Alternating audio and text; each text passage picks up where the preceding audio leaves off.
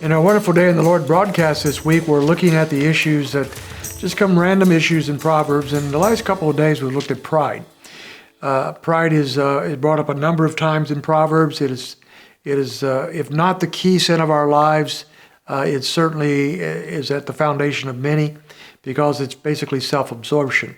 So we've spent 2 days looking at pride and how God hates it and how God identifies it as sin. We're going to turn the other direction today and look at the humility. God calls us not to pride, but to humility. In 11:2 of Proverbs, it says, "When pride comes, then comes dishonor, and with the humble is wisdom." And so pride brings dishonor. We've seen that this week. But with humility or humbleness is wisdom. And so the wise person is a person who desires to be humble, a person who is, and by humble, we don't mean somebody who doesn't believe they are capable of doing anything. It's a person who is others-oriented. It's a person who recognizes the need, the dependency that they have on God Himself. It's a person who doesn't lift themselves up as if they are something above other people or something special. They recognize their strengths where God can use them. They also recognize their weaknesses. In all things, they're submissive to Him and they're living in obedience to Him. That's a humble person. And it says this person, the humble person, they has wisdom. They're living in wisdom. Remember, the key theme of Proverbs is wisdom. Through God's inspiration of Solomon, he is talking over and over and over about the need for godly wisdom and practical wisdom to live as God wants us to live. And humility is at the heart of that. We'll flip over to 15:33 now, and he says this, that humility will bring honor. The fear of the Lord is the instruction for wisdom, and before honor comes humility. So we're back to what we talked about yesterday, that the fear of the Lord leads to something. It leads here to the instruction for wisdom.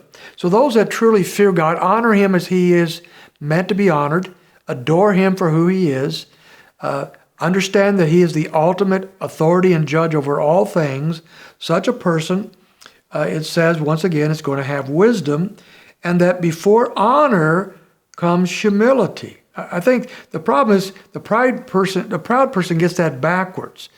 The proud person is looking for honor. They want the rewards. They want to be recognized.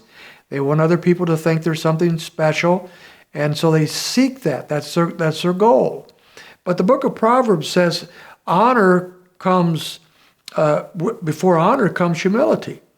In other words, the truly honored person, the person who receives the honor that only God can give, is a person who is living humbly. Now, we may not get the accolades of the world. Other people may not know all the things that we do. We may not get all their treasures and rewards, but we'll get them from the one that matters. God Himself will honor those who humble themselves before Him. A man's pride will bring him low, but a humble spirit will attain honor. Something very similar to that. The proud person becomes low, as we saw yesterday.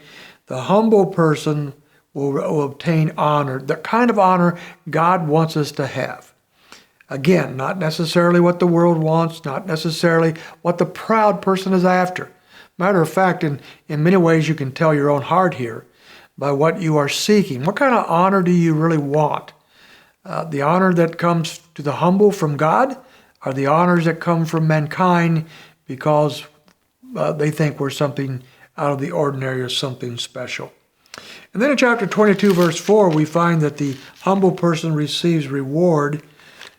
Verse 4 says, "The reward of humility and the fear of the Lord are riches and honor and life." You notice this theme, the fear of the Lord, keeps showing up. There is a reward for the humble. And those people, again, are linked with the fear of the Lord. So those who fear the Lord are also those who are humble. You really can't have it without the coupling of those two together. If you fear the Lord, you honor Him. You see Him as supreme and you give Him glory. If you're proud, you have a hard time doing that. You want to share the glory of God. But the humble person has no problem there. They're more than pleased to give God the glory. Matter of fact, the humble person's life is lived for the glory of God. And so it says here that they will receive reward. It says riches and honor and life. Well, again, these are Proverbs, and he's not promising us that we'll become rich and so forth if we follow him, but we'll be rich in the things that really matter. We'll be rich in the things of God. We'll receive the honor that only God can bestow. And we'll find true life, the life that glorifies and honors God, not glorifies and honors ourselves. That is the humble person, the very opposite of the proud person. We'll look at one more subject tomorrow as we close out our week on these random subjects in Proverbs. So I trust you'll be able to join us again tomorrow.